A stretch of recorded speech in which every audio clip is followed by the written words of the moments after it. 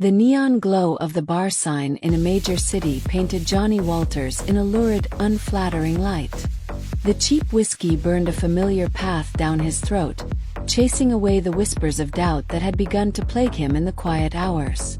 He laughed a little too loudly at a joke he barely heard, his arms slung around a woman whose name he'd already forgotten. This was his life: noise, fleeting pleasure, and the hollow echo of emptiness that followed him everywhere. Johnny had always taken what he wanted. In high school, that meant terrorizing the nerds, pilfering lunch money, and generally making life miserable for anyone smaller or weaker. He'd graduated, barely, then drifted through a series of meaningless jobs, content to coast on his swagger and good looks. He lived hard, spent fast, and paid little attention to the wreckage he left behind. Then one day, a familiar face materialized in the doorway of the bar. Henry.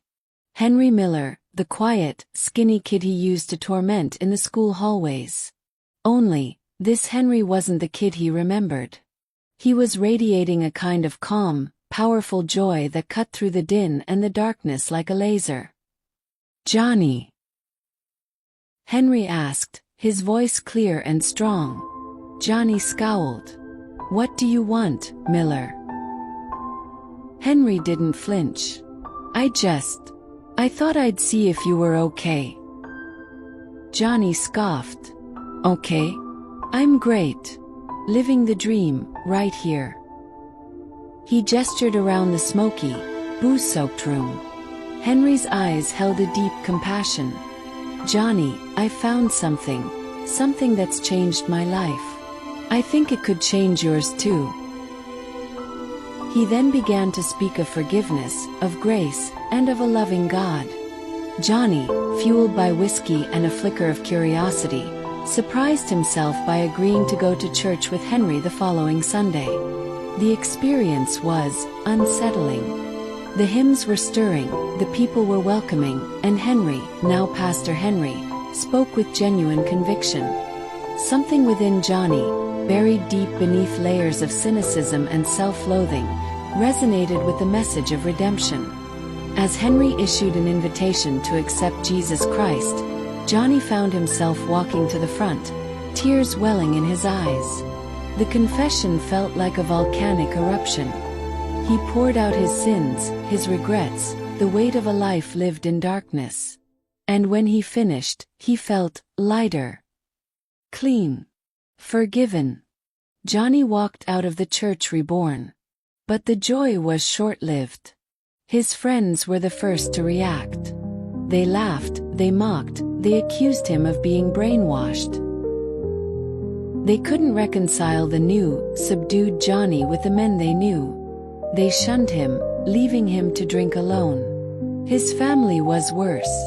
His father, a man of gruff indifference, dismissed it as a phase.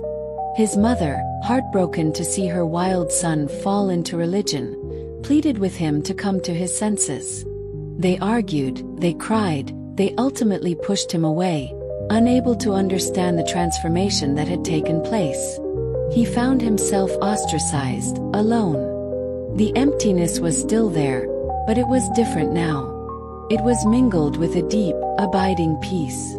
He had lost his old life, his old friends, his old family, but he had gained something far more precious, a connection to something bigger than himself, a sense of purpose, and the unwavering love of his Savior.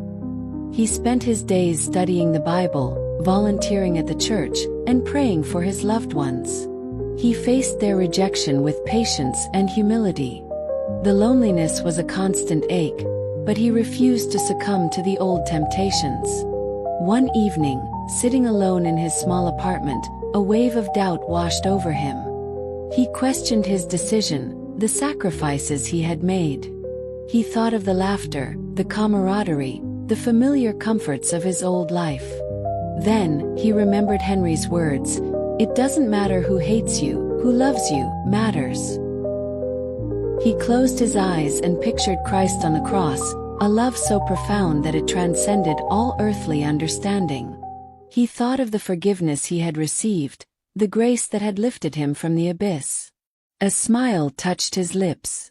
He was alone, yes, in a way he had never been before. But he was also cherished, valued, and loved beyond measure. And that, he realized, was all that truly mattered. Johnny Walters, the bully, the drunk, the reckless man, was gone. In his place stood a man who had found peace, purpose, and the unwavering love of a God who knew his heart, flaws and all. His new life wouldn't be easy, but it would be a life lived in the light, guided by faith, and filled with the promise of eternal love.